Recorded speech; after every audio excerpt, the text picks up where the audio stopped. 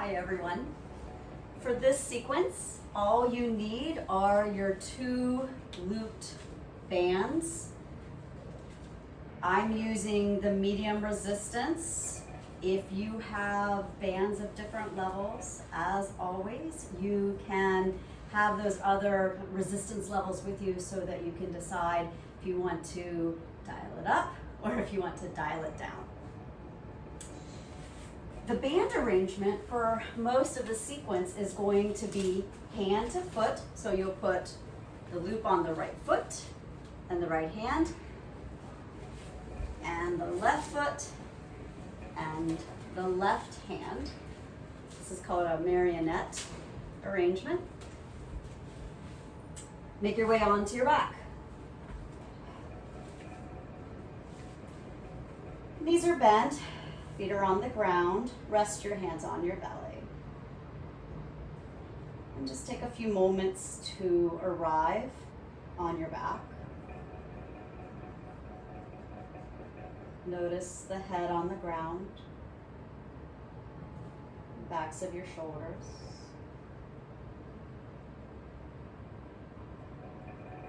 Feel your hips and your feet.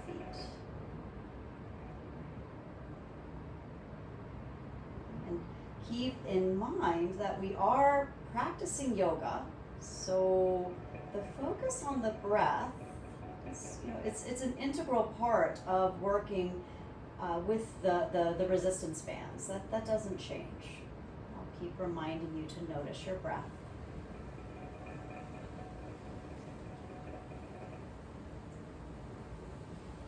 Bend your elbows and make robot-shaped arms, palms face one another. And now you're going to start to move your hands overhead, palms face one another, and feel the resistance increasing in the bands.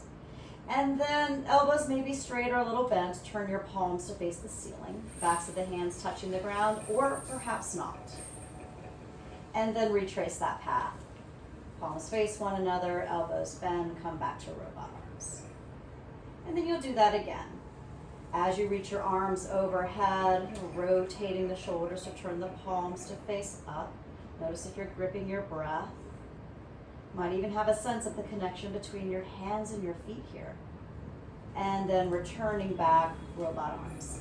If working with bent elbows is feeling like a good resistance amount for you, stay there. If you want to lengthen the lever, straighten your elbows, palms still face one another at the hips. And then if you're working with the long lever, you'll reach your arms up and overhead. If you work with the bent elbows, through bent elbows, reach your arms overhead. And then the palms face up. And then retracing your path with the bent elbows, with the straight elbows, coming back down to the starting point. And then do two more like that. You're breathing and starting to feel into the connection between the feet and the hands. These two distal places sometimes can be hard to feel into the very sort of ends of the body. Just noticing perhaps the arms, the shoulders, the legs feel a little different since you have that connection. And then rest, hands on the belly. Reach your arms out to a T shape, palms facing up. And look to see that the hands are about shoulder height. And notice how it feels in your shoulders as you turn the palms down. So there's some resistance in the bands as you start to move the shoulders into external rotation, palms up, and internal rotation, palms down. Keep the right hand facing down, pick your left arm up. And now you're going to reach that left arm across. Go ahead and flip the right palm up. We're moving into Turkish get-ups variations. But for now, let's start with palms up. Knees point to the ceiling. Don't let the knees follow the chest into the twist. The left arm lifts. And then open back out. Arms to a T again. Pick the right arm up. Reach the right arm across. You're going to pick up the right shoulder, but resist the right hip from coming into the twist. The head is lifted. Kind of move the head around, create some freedom in the neck, and then open back out. You can do that again or add on. Pick up the left arm, reach it over. This time turn the right palm down And then as you reach over, you're going to start to lift up to the elbow. Go ahead and let the knees follow. Pushing the forearm down, the right forearm, and stretching long through the left arm. And then slowly lower back down. Arms to a T, palms facing down. Right arm up, and then turning everything to the left, pushing the left arm down and reaching. And I have a wall here, I'm just going to push into the wall. And as you lower down, go ahead and scoop the belly and return the pelvis to the ground, then the low back. You'll be off to the left a little until you come on to the middle back, the upper back, and back to your T shape. Left arm up and over, coming up to the forearm. If you want to go a little farther, you can push the right hand down and reach. And then as you come out of this, rounding down. So you still feel that hand to foot connection, and it kind of helps to complete that, kind of close the kinetic chain. So that as you're going side to side, you don't just have, at least it doesn't feel to me like I have arms and feet that are separate from one another. It feels like everything is contributing to the slow transition side to side. And you'll do this one more time. If any of these versions in between with the elbow down, even with the knees pointing up to the ceiling, that first version, if you want to stick with those if they feel more interesting, of course, that's what you'll do. And then finishing up on the second side. Slow, controlled descent, coming onto the back. Rest your hands on the belly. Breathe. Hug your knees into your chest. And then rock and roll yourself up to sit. Roll over your shins and come to hands and knees. And then from this hands and knees, this quadruped shape, you're going to pick your right arm up, your right hand up, your right forearm, and look and see that the elbow, the wrist, the upper arm, and the shoulder are all in one plane. You're going to slide that hand forward like you're sliding it over a countertop. And then pull back. The elbow is bent when you pull back. And then reaching forward. And then pulling back. You can work with the bent elbow, a short lever, or reach the arm out to the side. And once again, go forward. And then this time out to the side with a straight elbow. You did two more, either bent elbow or straight elbow. You're still breathing here. And just kind of feeling how maybe it's a greater sense of how the hand and the shoulder connect into the torso with the resistance of the band. And then the right hand comes down, left arm goes up. Same thing. Look and see that the whole arm from the palm to the front of the shoulder, the elbow all on one level, starting with a bent elbow, just sliding the arm forward and back. If you want to work with a longer lever, straighten the elbow, going forward, and then more out to the side on the way back. And the right hand is still involved, it's pushing down, and you might just feel like, oh, there's the connection between my left foot and my left hand through the shoulder, through the torso. The left hand comes down. Walk your hands forward about a hand print, and then push up and back into down dog. Now, if at any point you feel like you need to reposition the loops so that they're on the arches of the feet, or if you want to reposition the loops on your hands, you may need to reposition the loops so that you're not pushing down into a knot. You can go ahead and reposition.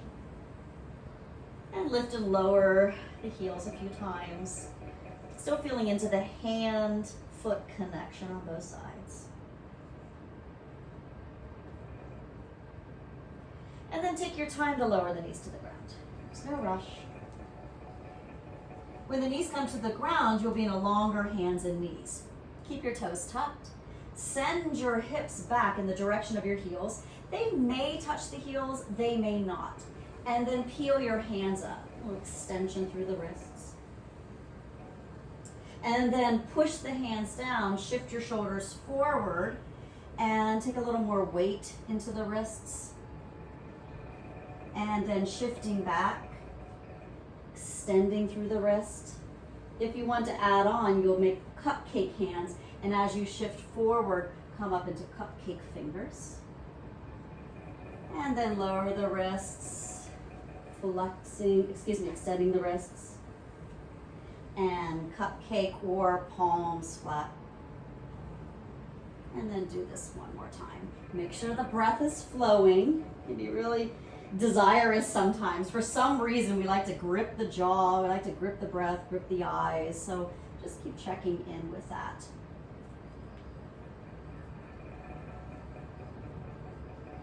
And then coming back to hands and knees. Reach your right leg back. Reach your left arm forward. Pick the right leg up and breathe here. Keep pushing the foot into the strap. Keep pushing the hand into the strap. Lower the left hand, tap the right toes down, and now you're going to turn the heel down like you're coming into a warrior one shape, and then turn the heel back up. And then just do that a few more times. With the band on the arch, you may feel like the movements start to slow down a bit. Having something to push into and just having the feel of the strap on the arch can actually help to create some sensation, and you just might find some places where you would normally maybe just pass through that now you just want to spend time with. And hands and knees. Left leg forward, that leg floats, right arm forward, and now you have something to push into as compared to when you're doing bird dog without the straps. When you breathe. The right hand comes down, the left foot goes down, and then you're rotating on that back heel. Feeling that rotation into the hips.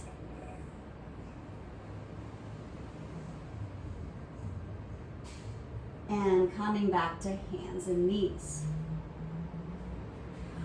Pick the right leg up. Pick the left arm up.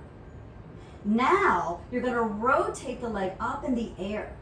Oftentimes when the leg is lifted, it can be really easy for the foot to fall asleep, and then the whole pose can feel like it's just collapsing to the ground, or you're being pulled down and back. But now you can push into the strap and just notice how it feels to have that sensation. And then lower the knee, lower the hand. Second side, bird dog to start, and then rotation of that hip. Feel the connection of foot to hip. When you feel a diagonal connection from left foot to right hand, still noticing the breath. And then coming back to hands and knees. Moving on. Right leg goes back, left arm forward. Now you're going to bend your right knee and bend your left elbow. And then lengthen both out. Bending wide, breathing, and then lengthen. If working with the bent knee and bent elbow works for you, do that. Otherwise, straight knee, straight elbow, and back to center. Do one more. And hands and knees. Second side. Left leg, right arm, lift the leg, and then you're going to bend the knee and bend the elbow, go wide. Sort of a fire hydrant situation. Make sure you're breathing, keeping the knees and elbows bent, or going wide, longer lever, more work. And then hands and knees. Walk your hands forward, one hand print, downward facing dog. A few moments here, breathing in and breathing out.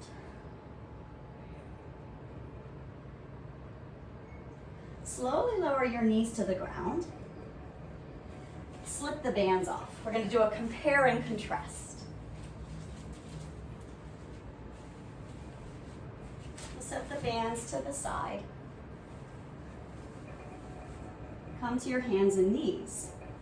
You're going to do that same fire hydrant bird dog sequence without the bands, but see if you can still connect to the feelings of the bands. See what the bands have taught you about your own, how your own body moves. Okay? All right. Right leg back, Left arm up. With your imagination, feel into the bands. Letting these still like a kinetic footprint of the bands still in place. Starting with the short lever. Bending the elbow, bending the knee. You're still breathing. Notice if you're collapsing into that right hand. And then if you want to work with a longer lever, out to the side and back to center. Woo, it's a lot of work. Out to the side, back to center, hands and knees. Go ahead and take a child's pose before we do the second side. In your child's pose, simply notice your breath. Bring the arms alongside your legs. You're changing up the orientation, the shape of the shoulders.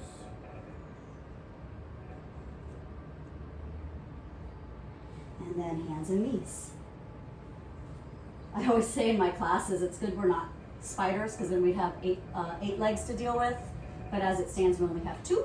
So we only have to do this one more time. Left leg back, right arm forward, lift the leg, and then bending out to the side and lengthening, pushing into those invisible straps, feeling the foot to hip connection, feeling the foot to opposite hand connection. You can go long lever. One more time through. Hands and knees. Walk your hands forward, one hand print. Downward facing dog. And then breathe here. Remember the feeling of the hand to foot connection that was created with your bands? Can you still, with your mind's eye, still feel into that connection? That connection may just feel like remembering how it felt to have the bands on the feet and the hands. That's sufficient. If you want to go a little more, deeply a little bit more, I would say esoteric, because the connections will be a little distal to one another. You can feel feet to hips, hands to shoulders. And you get a sense how the shoulders and the hips frame the spine top to bottom. So the hands and the feet relate to the spine through the hips and shoulders. And you're breathing. Eyes are soft. And slowly lower the knees to the ground. Point your toes. Roll over your shins. Make your way into constructive rest. Lie down on your back. Knees bent, feet together, feet wide, knees together. Rest the hands on the belly. Your eyes can be open or closed, just taking a few moments to arrive in a very similar shape to what we started in. Feeling the weight of the head. You might feel maybe a little bit more shimmery, sort of vibrational qualities in the shoulders, the hips, sensing the hands and the feet feel a little bit more alive. Or perhaps it's just a greater sense of awareness of the hands and the feet. And take note of your breath. Watching the breath flowing in, flowing out.